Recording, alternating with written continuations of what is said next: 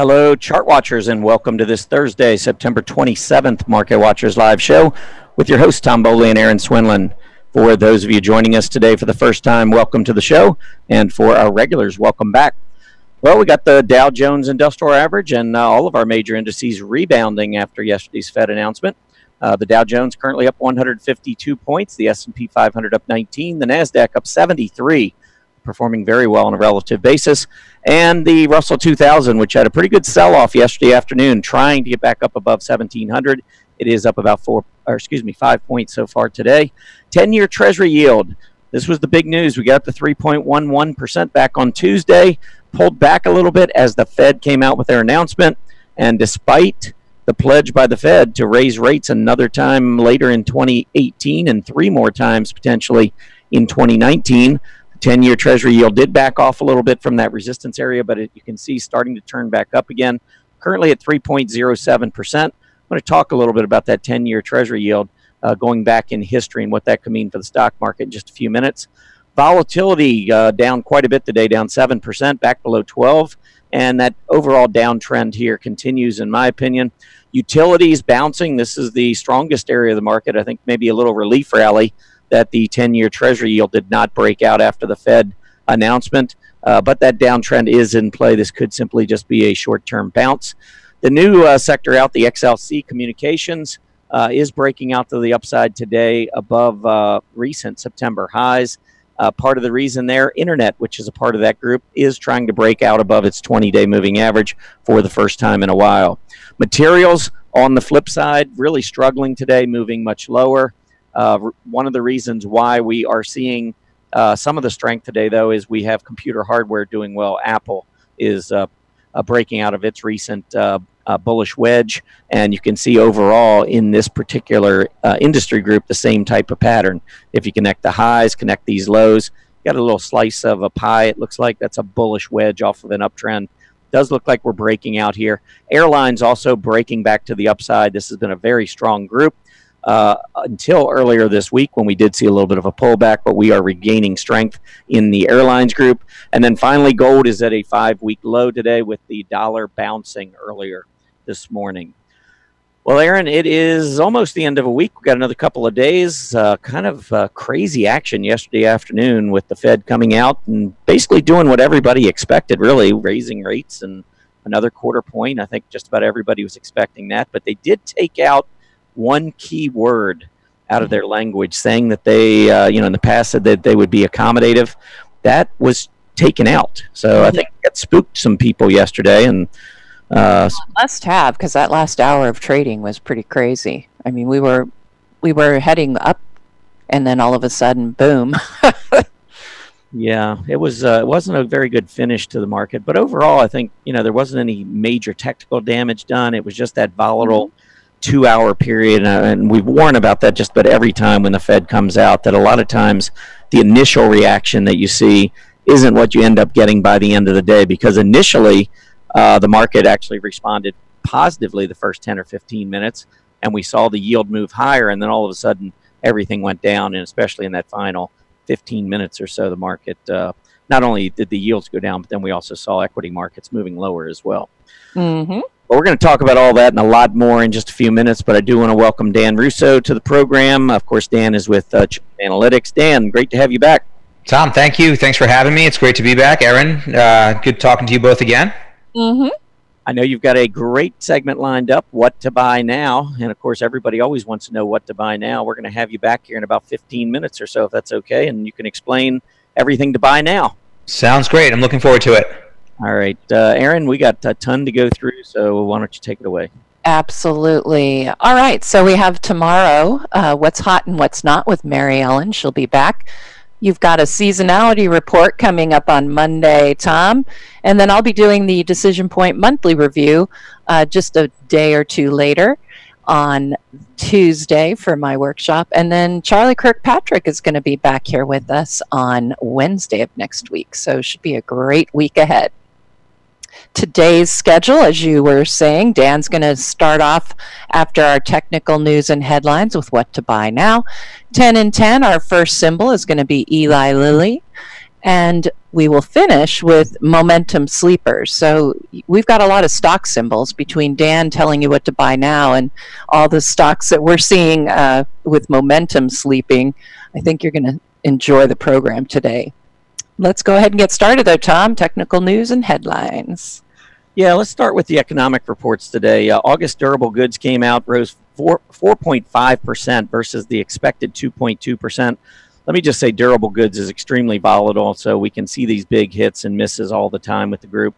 If we strip out the transports, you can see that the August durable goods rose just 0.1% versus the anticipated 0.5%. Then we had our final GDP report that came out 4.2% versus 4.3%. Initial jobless claims, as you can see, 214,000 versus 215,000 expected. Initial jobless claims have been pretty low for a while and continue to support the Fed's theory that our economy is strengthening and that they do need to keep an eye on the potential for inflation. That's why I think we're going to see those rate hikes down the road. August wholesale inventories came in much higher than expected, 0.8% versus 0.2%, and that is on the heels of rising 0.6% in July. So wholesale inventory is certainly moving up. And I wrote in my blog today, I'm not sure whether or not you want to take a look at the glass being half full or half empty when you see wholesale inventories rising like that. Could be an anticipation of a lot of growth in sales, or it could be stockpiling inventories that could become a problem. So again, just depends on how you look at it. August pending home sales, though, it's hard to look at this any way but one, which is bearish. Another really bad report coming out for home building stocks, and they were taking it on the chin earlier. But August pending home sales down 1.8%, and that followed a decline in July. And you can see there that the expectation was for a flat reading. So just another horrendous report, and it's overshadowing a couple of decent reports of late that have come out of the group in terms of earnings. KB Homes just came out. They beat their bottom line. I think they did fall a little bit short on revenues. And then a few weeks back, we had Toll Brothers, which had reported great. So I don't know what's going on with the home building group, but clearly the market continues to be a little bit nervous about rates going up and some of these reports not coming in very good, despite what has been some fairly decent quarterly reports from some of the companies. So this will be a group to really watch. As I mentioned in my workshop the other day, this is a group that tends to do extremely well in the fourth quarter, especially November, December, and January. So it's in a downtrend right now. I wouldn't do anything with the group, but do keep in mind that if we start to see relative strength in home construction at some point down the road, this will be a group to keep an eye on because of the seasonal strength that we see beginning in November. All right, got a bunch to go over, so let's take a look first at the 10-year Treasury yield. This is a 5-year chart I'm going to show you. Here is the 5-year chart of the TNX, and you can see the low that came in back in the middle of 2016 at about 1.3%, and the 10-year Treasury has been rising ever since. Now, I want to go through and show you a little bit of history, and I wrote about this in my blog a little bit this morning, but let's take a look at the S&P 500. Now, the S&P 500, and this is going back a long way. This is starting back in 1958 and going through 1982, so it's about a 25-year period. And what we're going through right now, I think, is as closely correlated to the 1960s as about any other period. And that is we're coming off historically low rates, and we're starting to see the tide turn with rates moving higher. And I just want to show you what happened the last time that this took place. So when you look at the late 1950s through most of the 1960s, you can see that the S&P 500 was going up pretty nicely. In fact, from 1958 to 1969, the S&P 500 nearly tripled. And what I want you to focus in on is when you look at the Fed funds rate from 1958, which was back near the beginning, well, right in here at the low. I think there was a reading in May. There it is. The Fed funds rate was at 0.13% back May 26, 1958. And if you come in here, you'll see that that's the kinds of readings that we've been getting for the last several years before finally we started moving off of these historic lows. And this all started back in about 2016 maybe, where we really started to take off with the Fed funds rate, which kind of coincides maybe with 1958, 1959. And I want you to take a look again back at this chart now. So this was 1958 when we started to see interest rates finally moving to the upside. Now, you might say, well, higher rates are going to, really put a lid on the economy. But interest rates don't really do that until you get to a certain level. And you can see that we had a really nice bull market throughout the 60s. We had pullbacks, and I suspect we're going to have pullbacks going further ahead. But I think that this kind of supports my theory that we're going to see rates moving up, but we're going to see the equity markets moving up with it, because stronger economic conditions are really the conditions that are out there that are directing these rates higher. The Fed really is having its hand forced in terms of raising rates because the economy is strengthening. It's a good thing to want to raise rates from historically low levels, and I think this was proven once before back in the 60s. Now, you do get to a point where interest rates become problematic, and when we look back and we see the when the equity markets really began to struggle a little bit was back in late 1968, early 69, when we moved up above 6%. Now, we did have a couple of important lows established, but you can see starting in about 1968, 69 through about 1981, that's when we had out of control rates, up and above what the economy could withstand. And if you look at the S&P 500 from 1969 on through 1980, we basically went through 12 years of going nowhere. We had ups and downs, but essentially we had a flat market for an extended period of time. And when you take a look at what we just went through from, say, 2000 to about 2010, 2011, again, it was like a lost market where we didn't really do a whole lot. We had a couple bear markets, nice little bull market in between, but overall we didn't do a whole lot. I think we've just broken out of that, very similar to what we saw back in the late 1950s with a huge run in the S&P. So it's one of the reasons why I'm really bullish on the market. So I just wanted to point that out, kind of take a trip back down memory lane. Now, I wanted to show you one other thing before Erin takes over here, and that is you can look at the XLY. I want to focus on consumer discretionary, and you can see the XLY outperforming the S&P 500 since November of 2017. And you can see back in September, and I'll point out why I'm looking at September in a second, but back a year ago, this was not looking very good. We were moving lower. All right, let's pull up the RRG chart, and I want you to focus in on the XLY relative. The benchmark here is the S&P. So on a price relative chart, this is what it looks like. On a relative rotation graph, I'm going to grab this, and starting a year ago, this is back last year, so you can see we were in the lagging group, which again coincides with what was going on a year ago. We were definitely lagging the S&P 500. But watch what happens on this RRG chart. Watch how this moves over the course of the last year relative to the S&P 500. It absolutely flew through improving and into leading. And look at when it comes down. Julius has been on the show, and he's talked about this quite a bit, how you start to weaken a little bit, but then you turn back up and move into the leading quadrant. And that is what the XLY has been doing. And so we're still in this weakening quadrant, but I believe we're going to break back to the upside as long as we stay on the right side of this chart.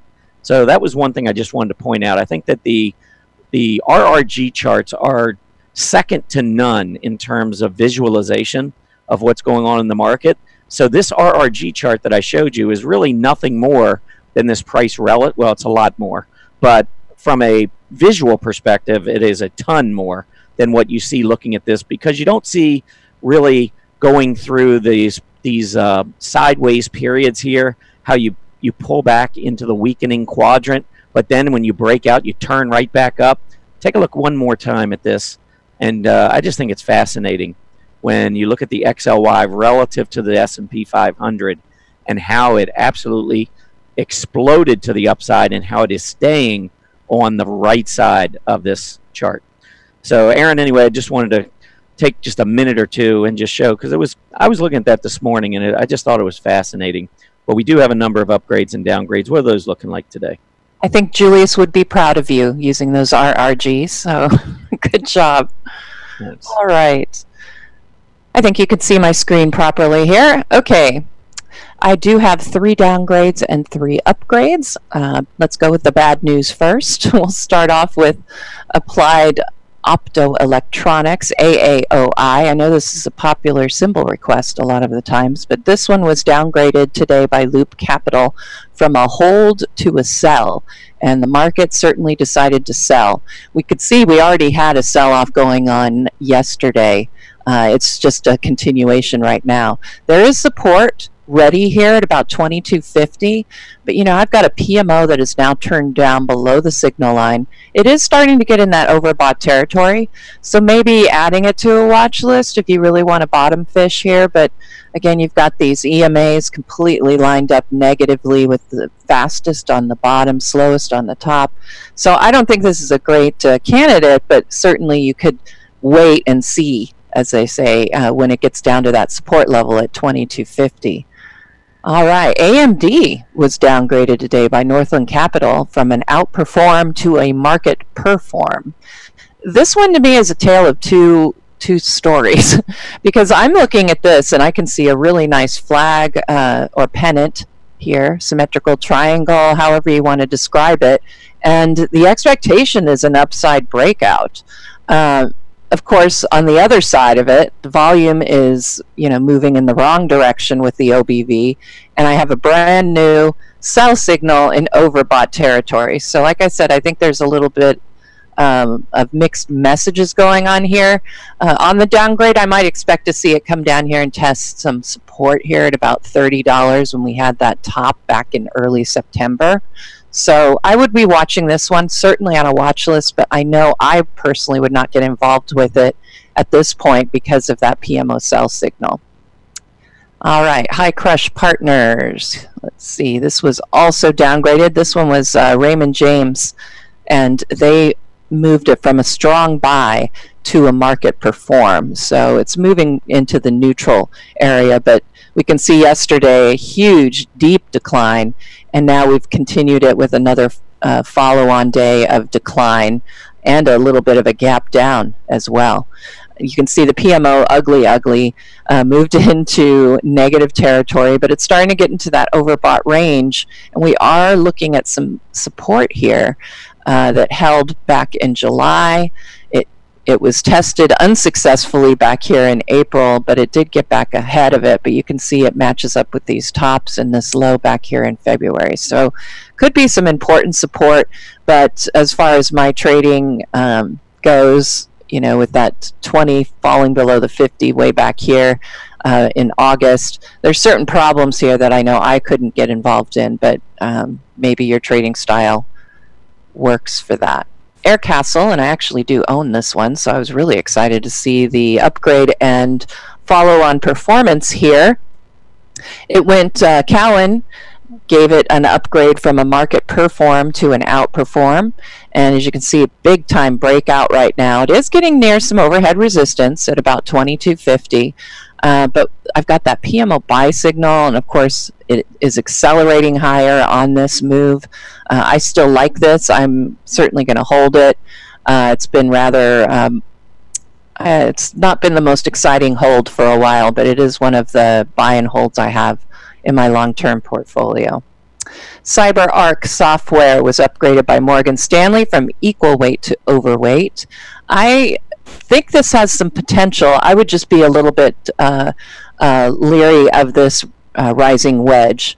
It's not a textbook one. There's a lot of white space here under that rising trend, so I'm not putting that much emphasis on it, honestly. I like the PMO buy PMO buy signal and the breakout today above that overhead resistance from earlier. And finally, CarMax will be our final one. This one was upgraded by Robert Baird from a neutral to an outperform. I think this one's very interesting, and I would add it to my watch list. We've come down. Yesterday we did test $72, and although we're down over 1% today from yesterday's close, so far that looks like a successful test. I would watch this and look for that PMO to turn back up if we can hold on to that support level. And that's all I have for upgrades and downgrades. Let's go ahead and bring back Dan Russo.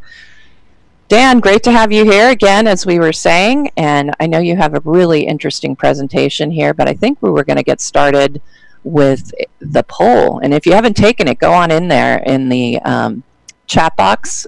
You can click on the polls tab and take our poll. Hey, Erin, how are you?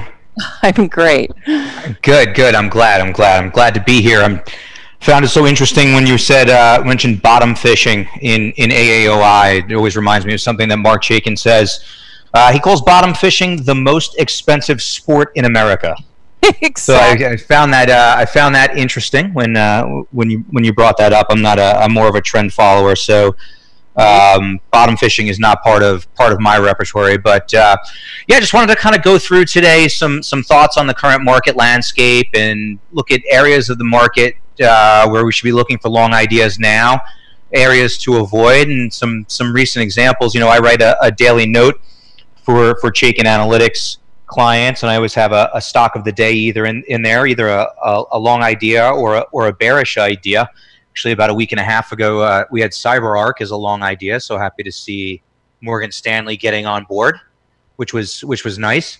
7% pop on a name that you like is always encouraging. So just want to kind of run through first, just a quick disclaimer. We are not registered as a broker-dealer or investment advisor, and this is for educational purposes only and not a trade advisory service. So we'll get that out of the way. Just a little bit about me. I've been on the street for about 18 years, and I am a chartered market technician. I'm also, I'm actually really proud of this. I'm the co-chair of the New York chapter of the CMT Association. It's the largest chapter, so I help out a lot with events and, just thoughts and ideas for things that are going around there. And prior to joining Chaiken Analytics about six and a half months ago, I spent 10 years covering large institutional investors from, one of those sell side shops that, upgraded and downgraded the stocks you were talking about today. Not any of the ones that made any moves today, but, in a similar type firm, a lot of my clients were, large mutual funds as well as hedge funds. So, I got to learn a lot in that role, and then coming over to work with Mark Chaikin obviously is a learning experience every day. And that's the photo is me in action on Bloomberg TV, bullish on the S&P 500 when it was at 27.26. So at least we're using the right type of picture there. Hey Dan. Hey Dan, I just want to let you know that the poll is up when you said I can see that. Thank you. And yeah, I just basically I was wondering what sectors you think will perform best over the next 6 months. And the reason I talk about that is because, Tom, as you had the relative rotation graphs for looking at, outperforming and underperforming sectors, we have a tool that we use as well for identifying leading and lagging sectors. And I'm going to get into that. And that was the genesis of this poll question. But really at the heart of everything we do is the Chaikin Power Gauge. It's simple, but powerful. I like to think of it as the GPS for the market. And it's, when you're looking at stocks, it looks like the gauge on your car. It goes we rate stocks from very bullish to very bearish. So it kind of helps us in the stock selection process. And really what it is it kind of cuts through the clutter, right? It's a tested summary of a stock's potential. It has 20 factors within 4 main categories. So financials, this is kind of what your value investors are looking at. Guys like Warren Buffett, long-term debt to equity, valuation metrics like price to book value, price to sales, as well as, free cash flow generation. And then, your growth type investors, they're looking at earnings, right? And in particular, earnings growth, whether the company surprises to the upside or the downside, what the trend is in earnings. A little bit of PE work as well as consistency of earnings is really one of the most important factors, at least for me, when I'm coming up with my stock ideas. For long ideas, I like to see companies that are, consistently meeting or beating expectations, and vice versa for bearish ideas. Obviously, Mark Chaikin is a well-known technician, so there is a technical component of the model. But interestingly, the model is 85% right here in the fundamental side of what's going on. And even though I am a technician, I am actually a firm believer in fundamental work. I think you want to buy the best companies in the strongest parts of the market, and fundamentals can help you understand that. And then we have the kind of what we do, and what's differentiated in our work is something that we call experts, but really it's sentiment, right? It's looking at, like you were talking about, Erin, the analyst ratings and what they're doing with their ratings, as well as insider activity and short interest, and what analysts are doing with their estimates. Are they taking numbers up? Are they taking numbers down? Or are they leaving numbers flat? And all 20 of these factors get rolled up every night to come up with, a rating for, nearly 5,000 stocks, all stocks that are traded here in the US. And, it kind of helps you know where a stock is headed without doing a lot of the work that, those fundamental research analysts are doing. Before that Loop analyst comes out and downgrades AAOI, or the Morgan Stanley analyst comes out and upgrades CyberArk, they're buried in spreadsheets. And, our model does all of that work for you. We like to call it done for you research. So this gauge right here. Hey, Dan. Yes. I'm sorry. We're not seeing anything on the screen at this point, so you might need to just grab that screen. Okay. Yep, we had the poll up. How about now? Now we got it. Yay. Okay, good, good. So the power gauge, let me kind of flip back here a little bit. So, the power gauge rating, these are the factors that we were talking about in case you didn't see them. I kind of went through that. 4 main categories, 5 factors within each category to create a 20-factor model to rank all 5,000 or so US listed companies, either from very bullish to very bearish. And, as I said, right, we cut through the clutter, kind of help you determine where a stock is heading or where it's likely heading over the next, call it 3 to 6 months. And the models had some great performance. This is data going back to the beginning of 1999 until the end of 2017. So roughly 18 years of data, and our very bullish stocks on average return about 20% a year. And you can see it steps down to our very bearish stocks really underperforming the market. You can see in this time frame, the Russell 3000 on a cap weighted basis returned, a little under 6.5%. And the average stock, if you looked at the index on an equally weighted basis, returned about 9%. So, we know that for long ideas, we want to be looking at, very bullish and bullish stocks. And we want to avoid the bearish and the very bearish stocks, or potentially look for bearish ideas if you're so inclined to take that kind of position. So first, though, we do take a top-down approach, and I wanted to kind of run through my view on the market here. And for the S&P 500, I think we are in a confirmed uptrend. Tom, you said you were bullish. I've been bullish on the market the past few times that I've been on this show, and I continue with that view. You can see here S&P 500 broke out of the consolidation in the first half of this year. And when I say it's confirmed, what I'm using really for confirmation is the 14-period RSI. You can see it's shifted up and into bullish ranges. And, a lot of the sell-offs have not been able to produce an oversold condition on this indicator. So that tells me, that was our hint all through here, that the trend was likely to resolve to the upside. And then on top of that, we overlay Mark's money flow indicator, right? Here's Chaiken money flow for the S&P 500 at the bottom of the screen, and you can see that it turned bullish in May, and it's remained bullish the whole way. So that's kind of informed our view. But what really gives me conviction, and this is interesting, and it gets back to the power gauge rating that I was talking about. And this is not something that's available on StockCharts. I overlaid it here for this presentation.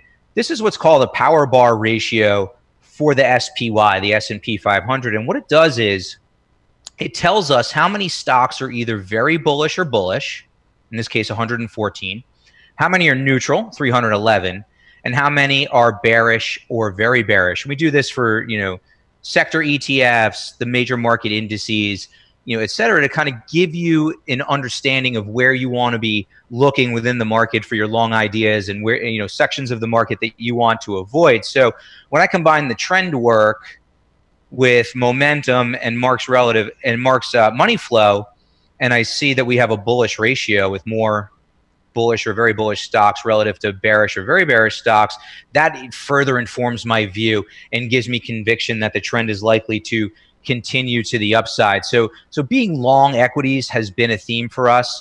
However, we do favor large caps over small caps, and put together the IWM relative to the SPY. And you can see it kind of topped out in late June, early July, and it's been trending lower. The ratio has been trending lower ever since, recently falling below the 200-day moving average, which was flat. And in the bottom of the screen, we can see the IWM on an absolute basis, has kind of started to go sideways, potentially maybe rolling over. But what's interesting to me, and again, what's informing my view, is that ratio. Here it is now for the IWM, the Russell 2000 ETF, and you can see that this is actually skewed to the bearish side. And just for frame of reference, about 2 months ago, this was skewed more than 2 to 1 in favor of the bulls, and it's slowly been deteriorating to the point now where we have 299 bullish or very bullish stocks and 333 bearish or very bearish stocks within the small cap space. So,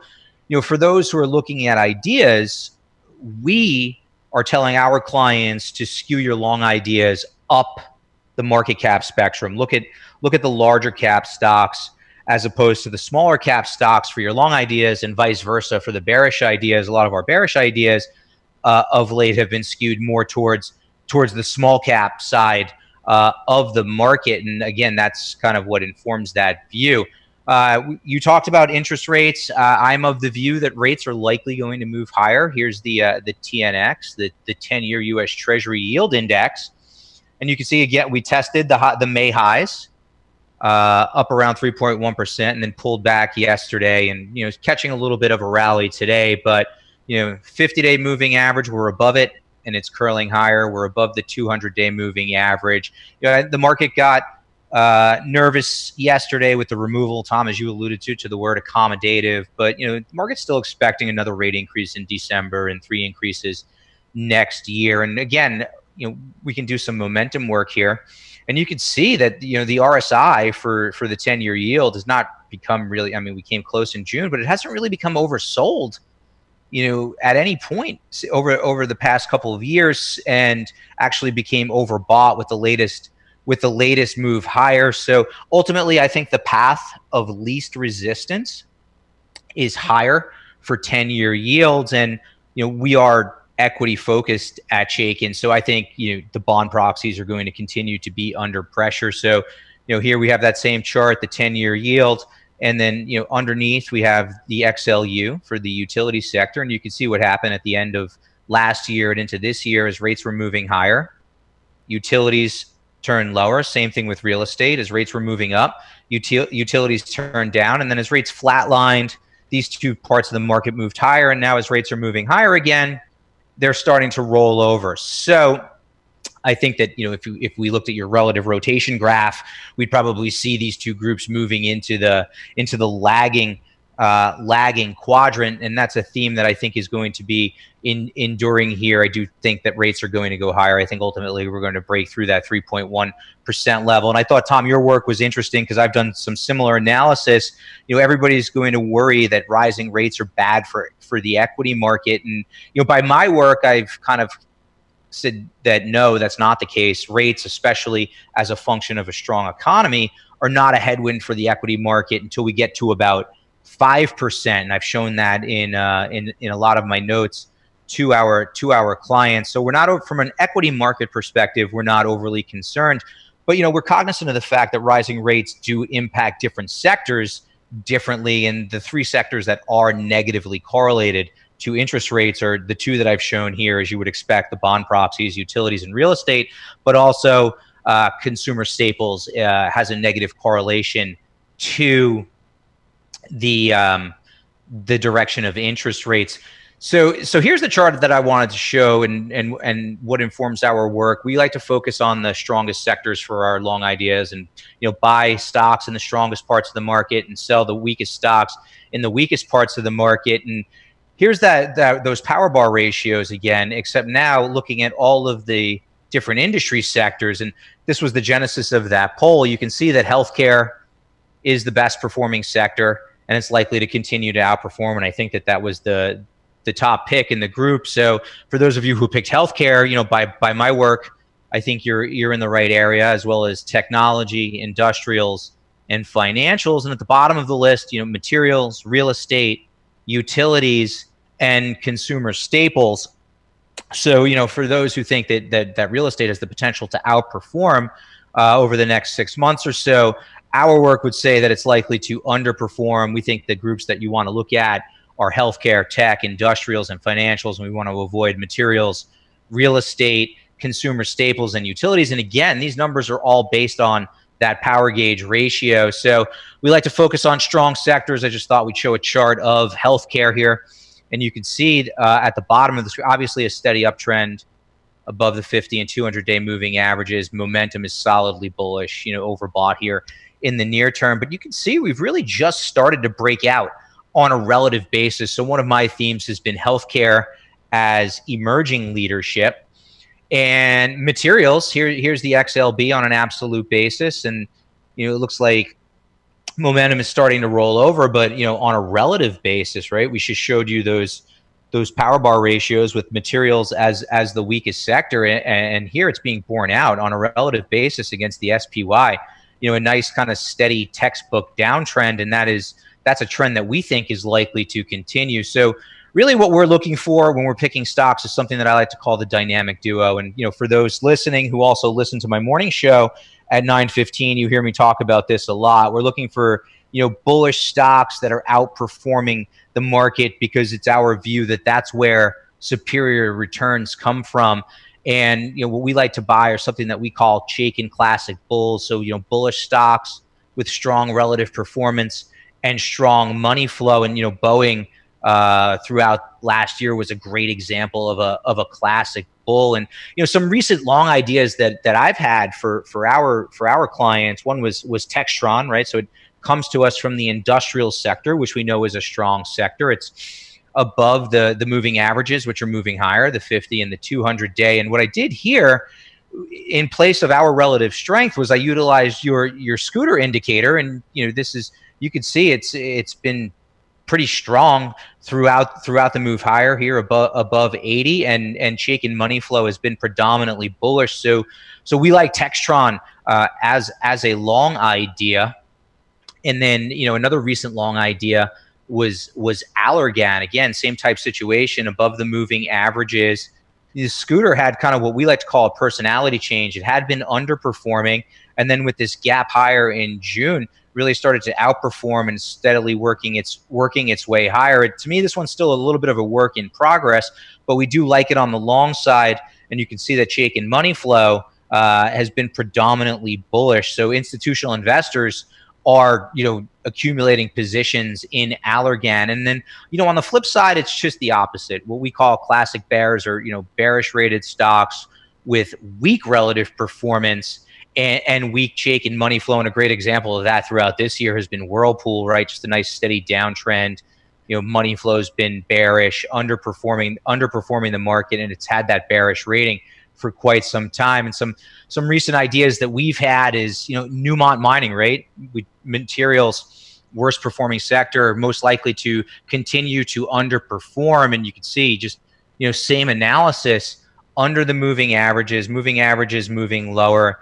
Here's the scooter again in place of our relative strength indicator. I mean, a rating of 2 here. So, drastically underperforming the market. And just look at the intensity of bearish money flow. Institutional investors are selling this stock, and this is one that we continue to, want to avoid, or, use rallies to lighten up your position or get out of it entirely. And if you do short stocks or buy put options, could be a great opportunity to capture some downside. And another one is Macerich, and this again comes from a weak sector. This is a real estate stock, and you can see below the moving averages and heading lower. Scooter kind of moving in the downward direction, and just recently Chaikin money flow turning bearish, and really like the intensity of that bearish money flow has been increasing of late. So this is one of our most recent bearish ideas or sell ideas, right? So it's a weak stock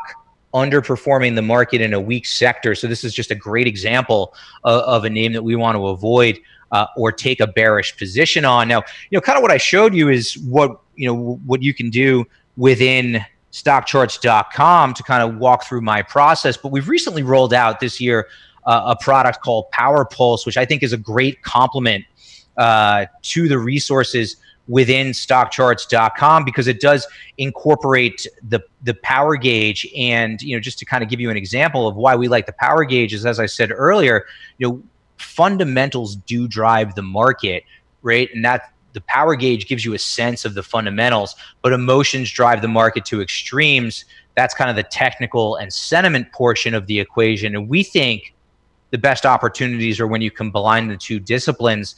So that's why I think Power Pulse is just a great complement to the resources within StockCharts.com. And you can see here with a name like Allergan, which gives me a lot of conviction, right? I go through all the technical work to make it a long idea, but really what increases the conviction is that bullish power gauge rating. And the flip side is also true, right? Masterich, we showed you all the technical reasons of why we don't like it, but then to also see that Chaiken power gauge rating is very bearish, that just gives me increased conviction to go out to our clients and say, hey, this is a name you want to avoid or potentially look at for some bearish opportunities. And in addition, you also get you do some personalized portfolio monitoring, right? Load up a watch list and see how that power gauge rating is changing over time. The research is done for you, and it's all really driven by the power gauge. And as a kind of thank you for having me on and taking the time to listen. We're actually offering a 50% discount on Power Pulse for StockCharts users. If you head over to chaikenanalytics.com/StockCharts, you can sign up for Power Pulse. So that's really kind of all I had for today. Would love to kind of stick around and take any questions that you have. Sure. Well, I do have one question. I think there were two questions, but one I think you actually answered right after they typed it. So that was good. Great. But the other one was, would you consider buying a stock when the short ratio is high, but the technicals are okay? That's kind of interesting. It's an interesting question, and we get it a lot, because one of the factors within the power gauge rating is actually short interest. And the research has shown that highly shorted stocks do tend to underperform over time. So when short interest is high, we actually that's a bearish factor in our model. But at the same time, we kind of recognize the fact that the potential for a short squeeze is there if a positive catalyst comes out. So I know that there are people who go out and they look for short squeeze candidates. I mean, we caught a downgrade of AMD today, but that's been a great example of a short squeeze. It's a stock that's had high short interest. Some positive news flow has squeezed the shorts there. So I guess I would say it's part of the equation. It does factor into my work as I'm putting together a mosaic, but it's not the driving factor, because in actuality, over time, a higher short interest does actually tend to lead to underperformance. All right. Yep, I think that covers it. Okay. One of our viewers is asking, what does Chaiken use for risk management? Risk management for us is personal, right? I kind of walk people through how I look at risk management, and by that I mean, when I come up with my idea for the day, I always give a stop level, and that stop level is volatility based using the average true range. Mm-hmm. But how you choose to everybody's different, and everybody has different investment objectives and risk profiles. So how you manage risk is really a personal decision. But I think it is important to manage risk no matter what you're doing. You should always know where you're getting out before you get in to a position, right? There's always a price that says you're wrong. At least that's my philosophy. So what I do is in my daily note, I give a stop level that says, hey, you know what, you're wrong, or maybe you need to reevaluate this. Every Monday we host an open call for our clients, and a lot of times we go through ideas and we talk through stop levels. And you could have an explicit stop level that says if the stock trades down 10%, I'm out. Or you could use a volatility based stop level, such as average true range, and if it hits that level, you're out. It's kind of personal to you. Or you could just have it in mind as a wake up signal that says to you, all right, when it hits this level, I want to kind of reevaluate my position, but I'm not automatically going to get out of it. So it's not a super easy question to answer because it is so personal. I can only tell you how I look at it, that if I have that average true range base stop and the stock hits that level, I get out. Right. But right. that's different for everybody. And it's a great question. And it's something that we preach a lot as part of the process, is having, a disciplined risk management system. All right, excellent. And then one other, they're just coming in right after. That's great. I love it. What do you look for to see that the momentum has run out of gas on a stock? I mean, other than Chaiken money flow, is there something else that you use to gauge that momentum when it's losing steam? Sure, of course. I mean, the main momentum indicator that I use is the 14-period RSI. And what I look for, I use it more for confirmation than anything else, right? So I don't immediately get scared off by an RSI reading over 70, right? Because to me, that's a sign of strong momentum. What gives me pause, and I'm sure you and Tom have addressed this on previous shows, is when you get those momentum divergences. So when the stock or the ETF or whatever the tradable is that you're looking at trades to a new high, but the RSI fails to confirm that, i.e. it does not make its own new high, that kind of gives me pause. That's a yellow flag. That's a wake up signal. Again, that can be your wake up signal to maybe, all right, maybe I want to think about my risk management here. I don't view it as an automatic sell signal. I let price be the ultimate dictator. But if we get that negative divergence and then price starts to roll over, that to me is the signal. When price confirms the negative divergence, then to me, that's your call to action to do something. And exactly the opposite on the downside, right? If a stock's been trending lower, and the RSI has been confirming it by making lower lows itself, and then on the next price low, RSI makes a higher low, that to me is your wake up sign that, maybe you don't want to be opening a short position in this product right now. And then just a quick one. We have a few more minutes. I know Dr. Elder uses a 1.5 ATR to set his stops. What multiple do you typically use? I use 3. Okay. I use 3, but again, that gets into how personal it is, right? If you want to run a tighter risk management system, maybe you use 1 or 1.5. You could use 5. Like, that's personal to you. And I'd say that it comes kind of with experience as well. If you're using, let's say you're using 1.5 and you find that you get into a lot of trades, but then you're shaken out of them and only to watch them go higher, that could be your clue that maybe 1.5 is not the right number for the stocks that you're trading. And maybe you want to bring it out to 2 or 3 or a number that works best. I've found 3 kind of is the number that allows me to stay in trades, but also sleep at night. Yes. And then is there ever an RSI that is too high to enter a position, in your opinion? I mean, I guess if it was over 80, I probably wouldn't enter a position. Okay. At that moment, but it would certainly put a product on my radar screen to say, wow, like, momentum is strong here. Let me pay attention to what's going on.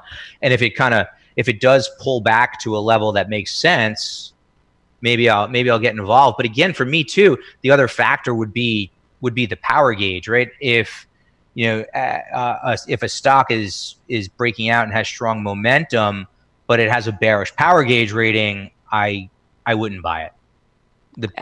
Again, at the end of the day, as I said, even I am a technician, but I do believe in the fundamentals. So and I showed you the power gauge rating, right? Like, your odds of success are higher by focusing on those bullish or very bullish stocks. You saw the outperformance of our very bullish bucket. It outperforms the average stock over that time frame, and that's both back tested and out of sample data.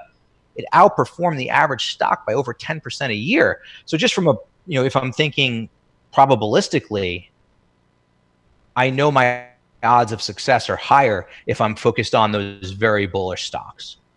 Excellent. All right, I have one final question. It is just about time, so we'll make it kind of quick. But Great. I wanted to show you a chart here, and on the top of this chart, this is the industrials, the XLI relative to the S&P 500. Then we've got the 10-year Treasury yield, and then I've got a correlation which shows the correlation between these two, the relative strength of industrials versus the direction of the 10-year Treasury yield. Yep. First of all, at the bottom, you can see that there's a pretty tight positive correlation. Obviously it's not going to be, every single day, but most of the time is spent in positive territory, meaning that if the 10-year Treasury yield goes higher, typically we see industrials outperforming. At least that's been the case for the past 2 years on this chart. Yep. When you look at the periods when the 10-year Treasury yield really moves higher, back at the end of 2016, look at the XLI outperform. You can even take these some of these smaller moves back in 2017 here. You can see a quick pop. Here in September, we bottom. We start moving higher, and you can see the rally. January 2018, we had the big move in the TNX, and of course, industrials went for the ride. Even in May, as we topped out near 311, you can see we had a pop. I say all this because we've got the 10-year Treasury yield sitting right at a major resistance level. Now, Yep. You and I both said we think rates are going higher. I think the 10-year Treasury yield is going to go higher. But my question is this. Would you wait until you get that breakout above that May high to really begin to get into some of these industrials? Or do you think it's time now, knowing, just anticipating that breakout, do you think this is the time to begin accumulating industrials? You know what? It's a great question. And I'm going to say I think the time is now because based on our work, right, those power bar ratios I showed you, the industrials are the third strongest sector of the 11 sectors within the S&P 500. So that gives me a bullish reading, leaning right off the bat. That means there are more bullish or very bullish stocks within that sector than there are bearish or very bearish stocks, and those ratios are forward looking, right? Because the power gauge is forward looking. So immediately I'm skewed to the bullish side on industrials to begin with. You can see I recently made Textron a bullish idea. What I think would happen here, and again, this is where trading becomes personal and it becomes the type of trader you are. What I think, and you hit on this perfectly with this chart, is I think that if we get that breakout in yields that you and I both expect, it's only going to be another confirmatory data point for the high likelihood of industrials outperforming. So I'm a trend follower. I believe in trend and momentum. So especially when it lines up with what I'm seeing with our power gauge work, to me, and this is Dan speaking personally, I'd be inclined to just add on strength when yields break out based on the weight of the evidence of all these other data points that we've looked at, right? Yields break out, there's a positive correlation. That power bar ratio is telling me that industrials are a top three group. And what's interesting is, as I see your chart here, as industrials have really started to outperform since July, industrials have been moving up the board. A couple weeks ago, industrials were kind of middle of the road, and now they're the third strongest group. So to me, that's just confirmation, and the playbook is working here. And I think you want to be looking for strong industrial stocks, bullish industrial stocks, and just be adding to them once that breakout takes place. Okay, awesome. I mean, that's what I was looking for. I figured, we want to listen to what the market is telling us, and clearly the market is telling us that the industrials are picking up in strength, and that in my opinion is another signal that suggests that we are going to get this breakout in the 10-year Treasury yield. So appreciated your comments on that for sure. No, it's a great chart. This is really good. All right. Well, it was certainly a pleasure having you on here. We always enjoy having you on and checking out what's going on in the market, what you like. And so just want to thank you for stopping by and sharing your thoughts with us. Excellent. Thank you for having me. It's always a pleasure. I always enjoy it. Thank you so much. All right. There he goes. And I'm sure we'll have you back soon again, Dan. I'd love to. Yep, absolutely. So there he goes. Another great presentation. I really personally like the whole Chaiken Analytics, the way that they look at the market, because you're looking at the technicals, you're looking at the fundamentals, and you're looking at companies that are showing strength. that are showing technical strength. So it makes sense, especially if you're a technician, to follow a system that is like Chaiken Analytics, or certainly something that's similar. Absolutely. Okay, Erin, it is time for the 10 in 10. So what do you have? All right, I'm going to just show you very quickly the sectors that were requested.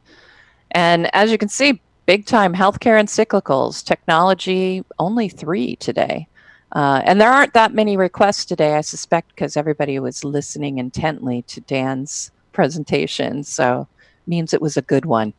All right, so let's go ahead and start with Eli Lilly, LLY. Yeah, I actually had annotated it, and for some reason I'm not getting it to come up. So let's, I'll annotate it again, though. It's not that big a deal. Let's start with a relative chart. And so, of course, this is what I like to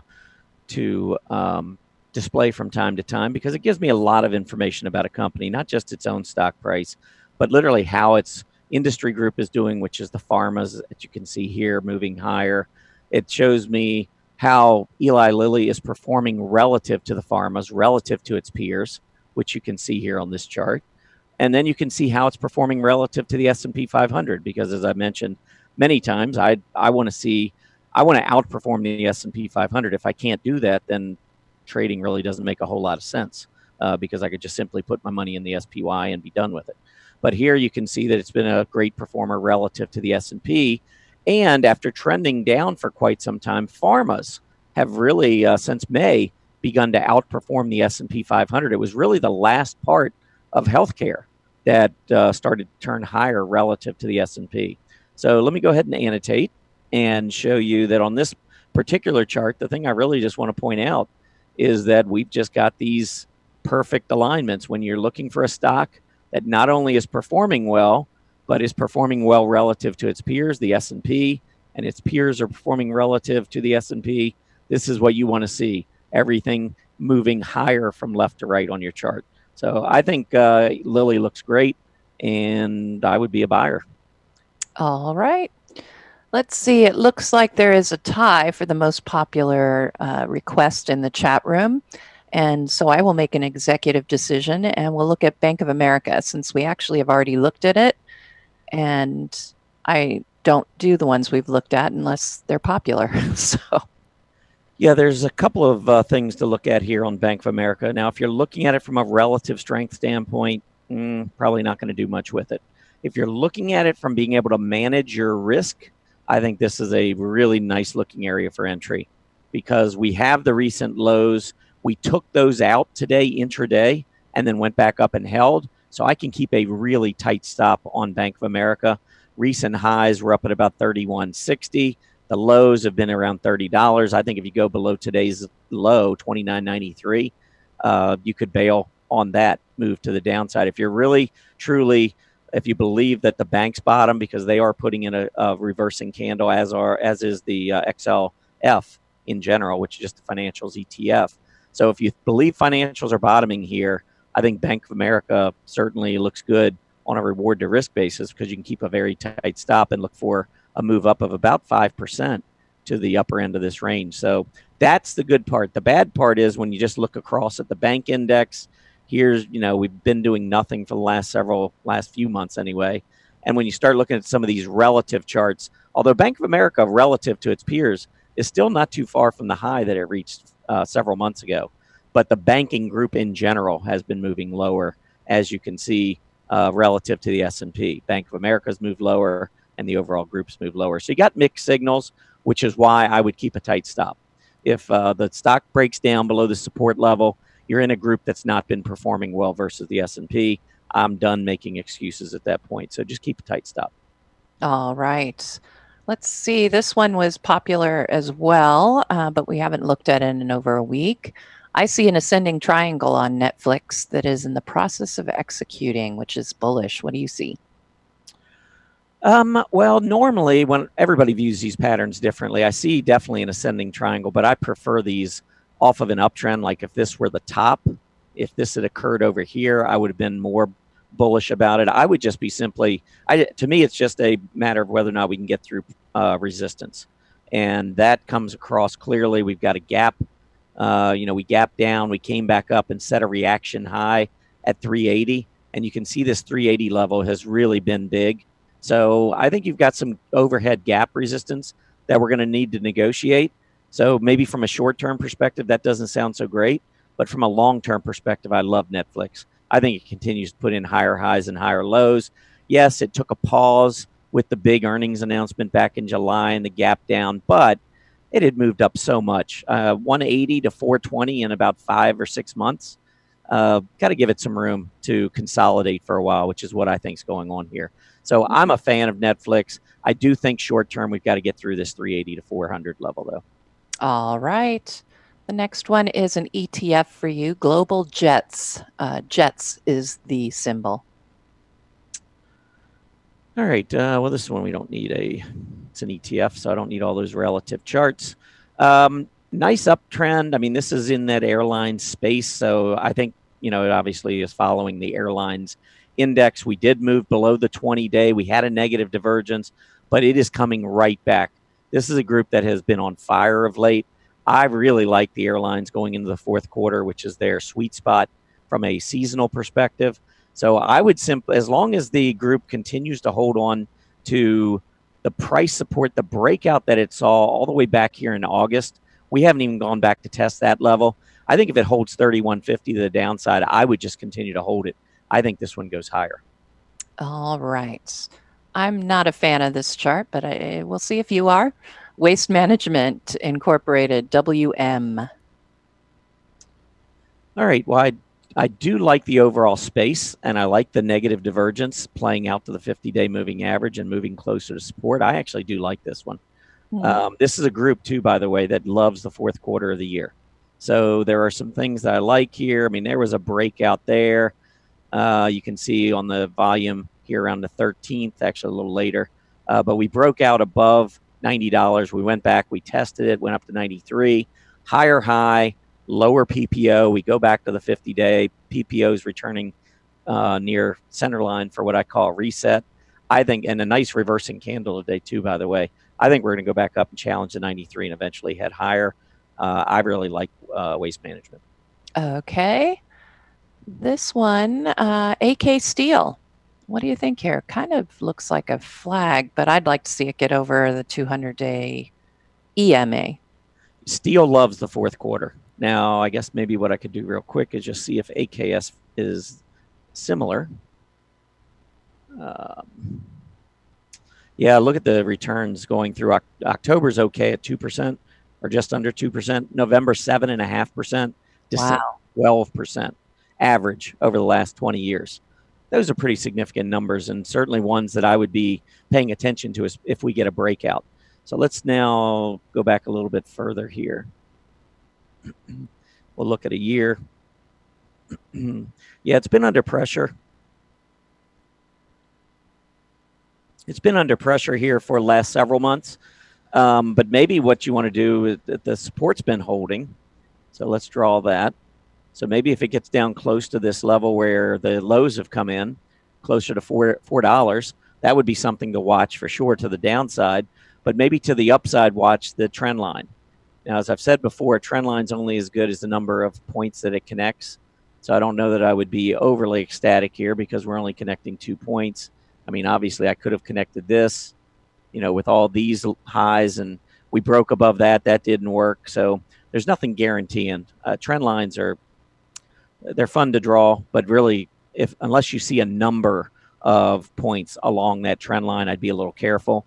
But it certainly would begin to add some more bullishness if we could break that downtrend line, and especially if volume started to pick up.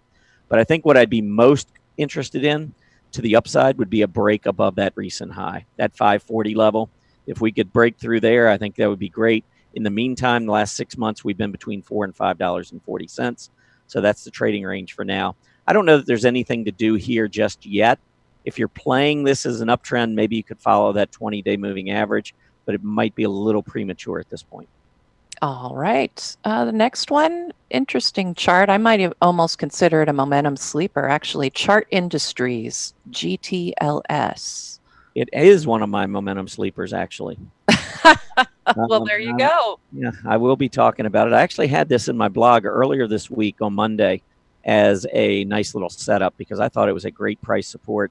It put in a nice hammer on Monday, and it's just gone straight up since. Now it's at resistance, so we got to get the breakout. But I do like the stock. I think that it has been consolidating. And literally, this is one that was broken out, very heavy volume. And this kind of defines what I look for on a momentum sleeper. When the PPO here goes all the way back down to its center line, hasn't been doing much, underperforming the overall market, which has been going higher. That, to me, is almost a definition of a momentum sleeper because it does still have positive momentum. It's above the zero line, but it just went to sleep for a while. Now it's starting to wake up, and a breakout above 80 would be very bullish. I like GTLS. All right. Excellent. How about DSW? Oh, my gosh. I don't even want to look at this one. I traded it. I loved it. And I actually got stopped out because I didn't like the overall market right here on the 20-day moving average. And I've been kicking myself every day since. You try not to beat yourself up over this. But, yeah, I absolutely love this stock. When you get a gap up with massively strong earnings, look at the volume on DSW on this gap up. It went from 27 to over 33 on volume that absolutely just exploded, better than anything we've seen on the chart. And so that tells me that there's a lot of interest in the stock. So I'm waiting.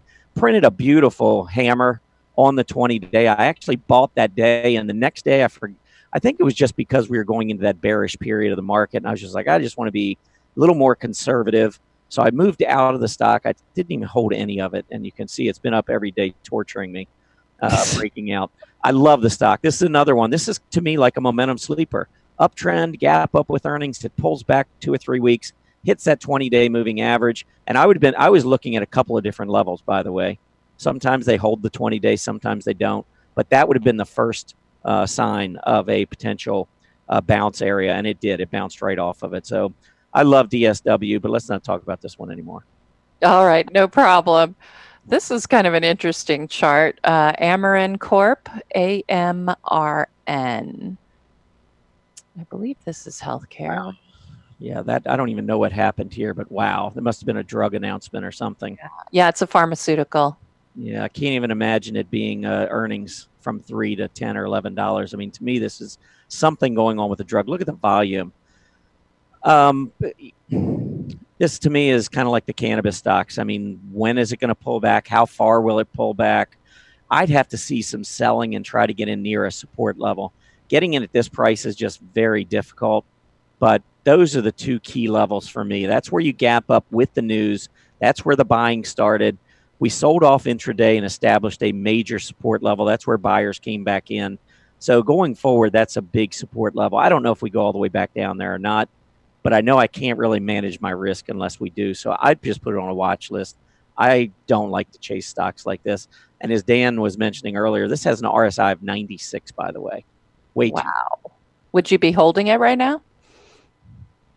Yeah, well, me personally, no. If I woke up and I was in on this kind of news, I would have been so gone, I would have missed the last 40% of the run. Mm-hmm. But if I was in and it kept moving higher, I'd probably just put in some kind of a stop, maybe below the prior day's low, something that would just get me out as soon as it began to show any weakness at all so I could capture my profits. All right. And the last one, Electro Scientific Industries, ESIO. Now, I'm just a scaredy cat when it comes to these stocks. You know what? You have proper risk management, I would say. I suppose. Yeah, I actually really liked this stock, and I was surprised that it didn't hold its gap support here. This was the earnings news, gapped up, came back down. I was in this when it got stopped out. I thought it put in great long tails below gap support, started to turn back up. I was like, yep, I nailed this one, and ended up getting stopped out. Actually, I might have been stopped out right around this level, or maybe I got out when I got out of DSW. I don't recall, but I know I didn't make any money on the stock. And it has gone back down. Now there's another support level. It's trying to put in a reversing candle. So if I was trading it, I would just say today's low is my stop, which would be 60 cents to the downside. And now I'm ready for it to kind of proceed higher based on what happened with earnings. But I would keep my stop in play for sure. All right. That completes the 10 and 10, and you can see the symbols that we covered right here. I will have those up for you in the Market Watchers Live chart list. Just go to the Market Watchers Live blog and you'll see the link at the very top. All right, let's go ahead and move forward to our final market update.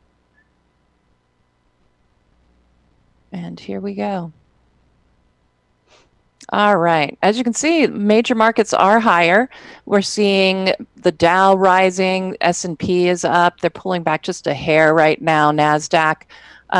S&P 400 and small caps are starting to make up some of the losses that they had yesterday. And TSX, Canadian markets, are higher, but pulling back from the intraday high earlier this morning. And you can see that Treasury yields are higher. They've been bouncing around here on yesterday's closing numbers. Currently reading at 3.065%. Look at the big gap up on UUP. The dollar is rising right now. It is near its intraday highs for UUP at 25.17. And gold traveling in the opposite direction as expected. Big gap down, moving sideways since then. Currently, GLD is under $112 and reading at 111.95. TLT is lower on the day by 19 cents, and USO is higher. It pulled back about half the gains it had on the open, but it's still rising and reading at 15.19 so far. All right, that concludes the final market update. Tom, did you have a chart to add, or should we go into our sleepers? Now I'll go ahead and show the Russell 2000 here just quickly, because this is the one index that I'm a little nervous about, just because we do see for the first time in several months that PPO moving back into negative territory. And we lost that short-term breakout level, which was about 1707. So, yesterday's action, while maybe I was thinking maybe it was just a head fake, we really haven't had the bounce in the Russell that we've seen in other areas, other parts of the market. So the small caps are kind of concerning me a little bit, especially with the dollar rebounding today. Not really seeing the relative strength that I was expecting. So just watching this pretty closely at this point. All right. Let's go ahead and move into our momentum sleepers. And I know I have quite a few and you have quite a few. And as we were talking about, we're looking for sleeping giants, those that are in consolidation zones and now starting to pick up momentum.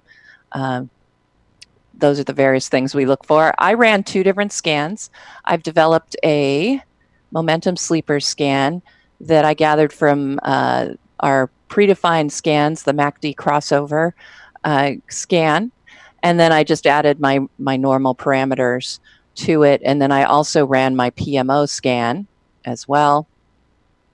And there you go. So I have this scan. You can get the link to that at the bottom of every Market Watchers Live recap. So if you want to get the PMO scan, you can. And I will eventually here, I'll try and post this new momentum sleeper scan in today's Market Watchers Live recap, so you can look for it there. So let's see what stocks I did end up coming up with here. All right, I'll just show you a quick summary, and I'm going to run through these very quickly, I promise. All righty. Here we go. All right, so the first one I have for you is GDS Holdings. I'm seeing the PMO starting to gently rise here. We've had an area of consolidation. This is the zone I've been looking at right here for GDS. But I would expect if we can get a close above that 50-day EMA, I think this one is a sleeper. I think we could at least see a rise up to that $40 range, which is great, of course, in the shorter term. Next one is Golf, Acushnet Holdings. All right, and it's now hitting right up against that overhead resistance. It actually has traded above it a little bit on the intraday high, but look at that PMO setup. We had that breakout from that declining tops trend. So we were in a declining trend, broke out from that. I'm expecting a breakout here. And look at all these PMO buy signals that have come in earlier this year. I didn't even mark that one. When you get those oversold clean crossovers, we don't have one yet. Those tend to be portend very good follow-on rallies. All right, Turtle Beach Corporation. I hesitated to add this one, but I know there's usually a lot of interest in it. We're still in a declining trend. I would like to see that breakout. So I think that it is a momentum sleeper in that it's getting ready to test that support level again. But you can see that the PMO is it's flattened out, and it does want to make a move to the upside. It hasn't quite turned up, so I would probably watch that one for that. All righty, let's look at ILPT. Let's go, and you can see that we've got the PMO is rising. Look at the on-balance volume starting to pick up here. You can see it is a lower volume stock, but we closed up this gap yesterday. I'd like to see it get above 23, but I think that we could see another move here up to that overhead resistance at about 24.50. Jack in the box. I do like Jack in the box, I will admit. The PMO is just now turned down. It had not when I was looking this one up, but you can see we're at a pretty important support level, and I didn't draw a rising bottoms trend line, but I would say we're still holding on to that. I would watch this one. You've got the EMAs that are not lined up in the best way possible. I would like to see them setting up a little better, but we are near that support level right there at about, looks like $83, somewhere in there. I would watch that. Could see a bounce, but this is, it's been in a trading range, so it's not the most exciting of stocks right now, but I do think it could be an opportunity just to get that little move up to even 87.50 could be a nice move to get back up to that overhead resistance near the 200-day EMA. Madison Square Garden, MSG. All right, this one has been consolidating sideways for quite some time. We just got a PMO buy signal, though, that came in. Notice the rising bottoms on the PMO. I like to see that. It is oversold, this buy signal. We are sort of flat here, so it's not a particularly clean crossover. It could end up being a little bit of a mess like this, where we get the buy signal and maybe move sideways a bit longer. But I do like it because it's in oversold territory. And I see, even for a shorter term move, we've already gotten above these bottoms that we had earlier. I think we could get back at least even in this trading range. I think would be nice to get a move just to that 320 or 330 level. So I think this one has some opportunities. PINC, very much like this one. Got the breakout from declining tops trend line. It looks to me like it was a bearish descending triangle, and instead of breaking down, it went to the upside. It's now broken and is trading above, at this point, the previous top on that big gap up, probably on an earnings release. And the PMO is turning up. Granted, it's a little bit more in overbought territory than I usually like, but I like the stock. I think it looks good. Look at that OBV. Things are lining up nicely. And then finally, I have a rounded bottom here on Silicon Motion, and you can see the rounded bottom coming in on the PMO, rising OBV. So I like that. It's been in this consolidation zone, but I think if we can get that breakout above 56 or even 55.50, this one could make a move all the way back up to the 58, maybe even the 62 level. So those were the ones I had.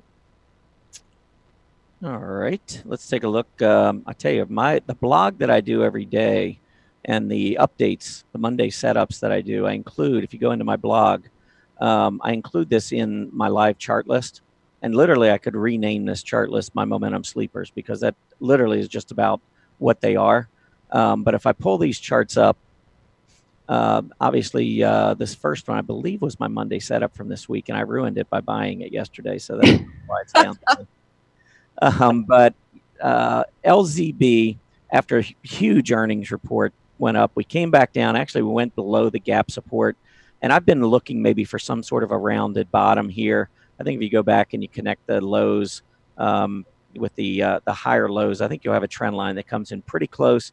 Although I'm going to keep a very tight stop. I think the low that we saw about 10 days ago, down around 31.30 or so, is a level I'm going to watch pretty closely.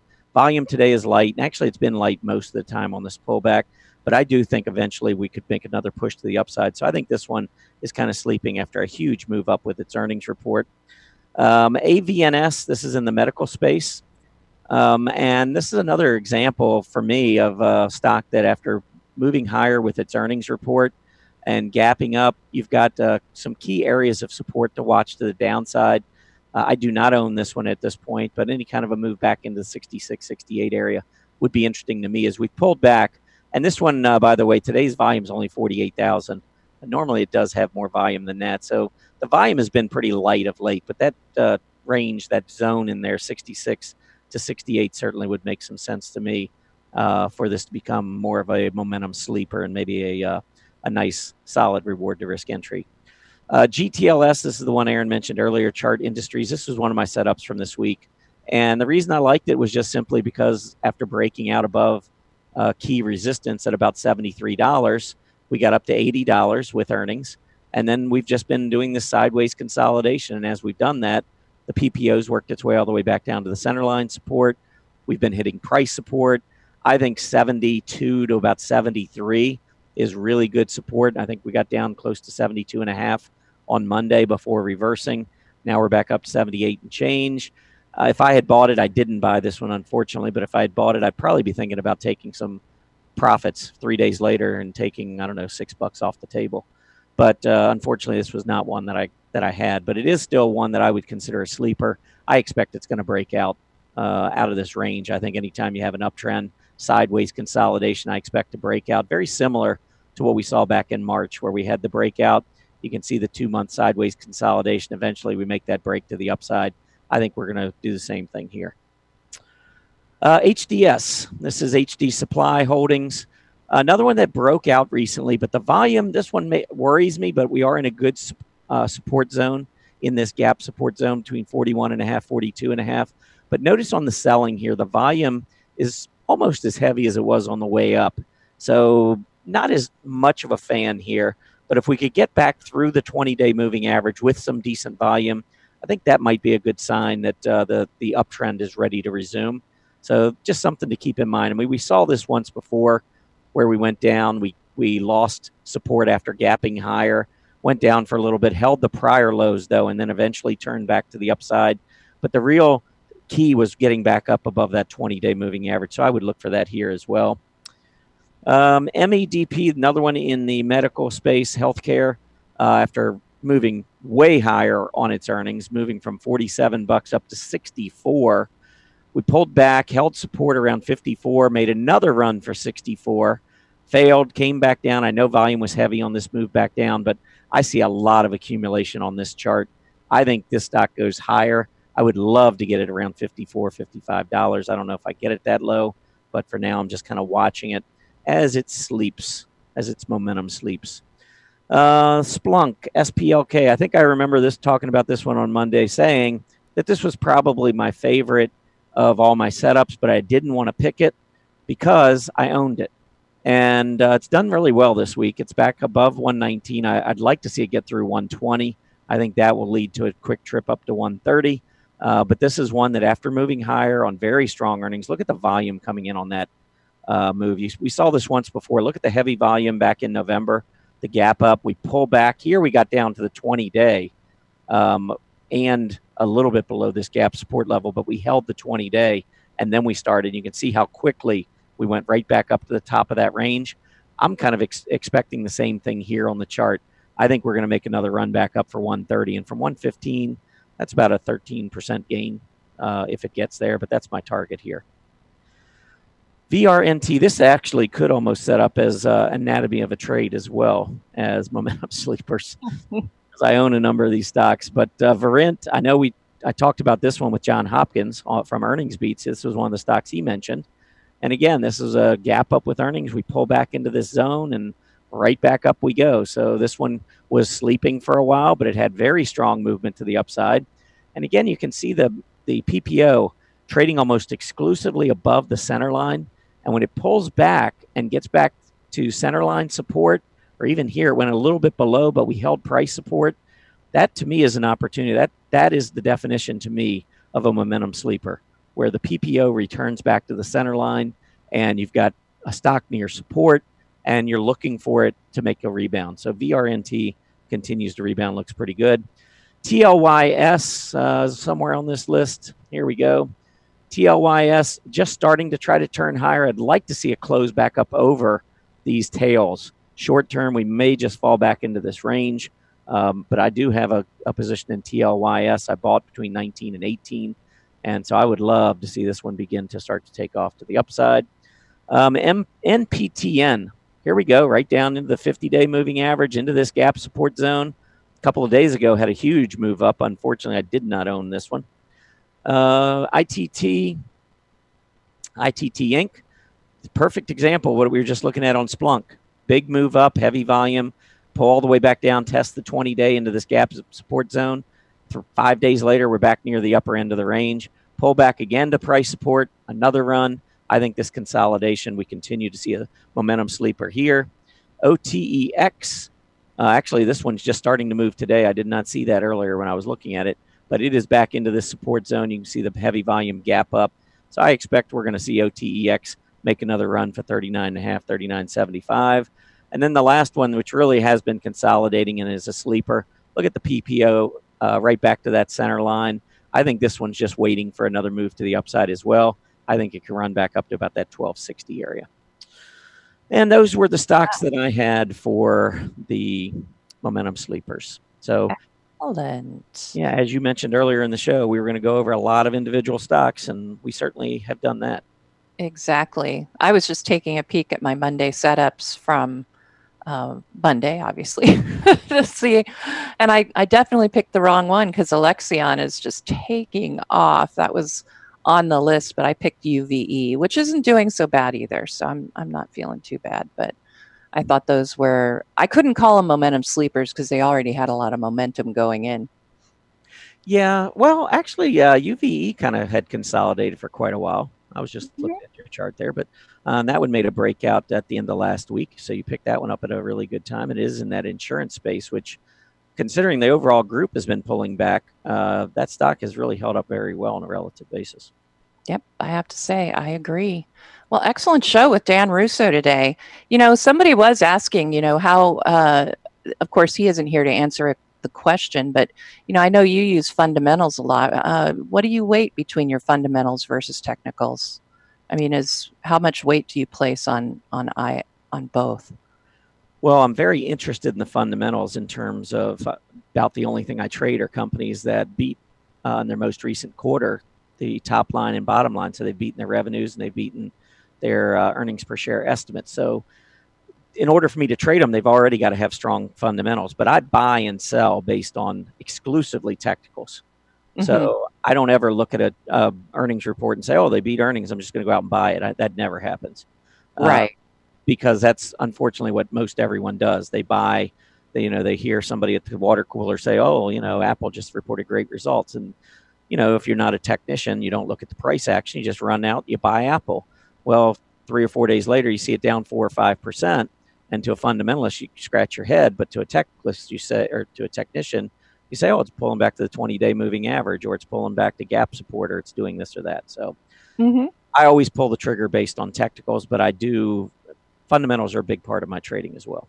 All right. Yeah, I don't weigh fundamentals quite as much. In my longer term portfolio, I do prefer dividend paying stocks, but I don't put that much into the fundamentals. Yep. Just my style. Yep, we do have a green market with just a few more hours, 2.5 more hours to go today. But I want to thank everybody for joining us today. Again, thanks to Dan Russo for his presentation. That was excellent. As a reminder, Market Watchers Live airs 5 days a week, Mondays through Fridays from noon to 1:30 p.m. Eastern Standard Time. Tell your friends. We are definitely the anti-CNBC, and we are sticking to the technicals and hope to help you navigate the market. But for today, have a great afternoon, and hopefully we'll see you back here tomorrow. Happy trading.